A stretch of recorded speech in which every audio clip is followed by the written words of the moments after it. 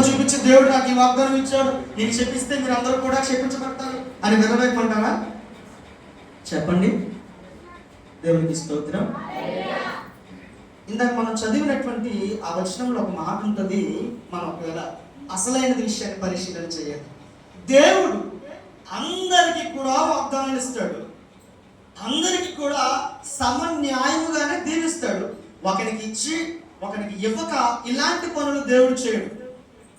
చిన్న లేదు పెద్ద లేదు, ప్రతి ఒక్కరికి కూడా ఆయన మాటను అందజేస్తాడు. ఫర్ ఎగ్జాంపుల్ మనం చూడాల్సి వస్తే, జ్ఞానులైనటువంటి వారి జీవితంలో దేవుడు డైరెక్ట్గా చెప్పకుండా చుక్క ద్వారా చెప్పి ఆయన్ని అక్కడికి రప్పించాడు.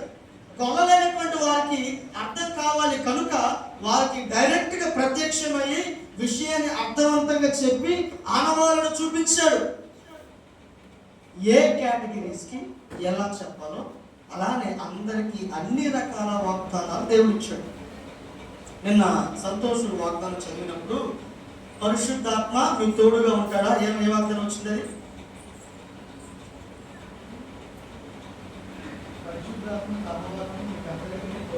పరిశుద్ధాత్మ సహవాసము మీ అందరికీ. దేవునికి స్తోత్రం. చాలా మంది వాగ్దానాలు చాలా చక్కగా ఉన్నాయి. ఎడపాక డాగ చిన్నక్క, అమ్మ నీకు సమాధానం కలుగుతుంది అని వచ్చింది కదా, అంతేనా?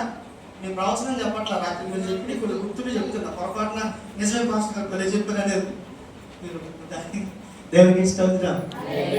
మీరు చూపించిన చాలా మంది వాగ్దానాలు నాకు కొన్ని గుర్తున్నాయి. అయితే ఇప్పుడు ఆ వాగ్దానమును బట్టి మీరు విర్రవేగక, ఏంటంట?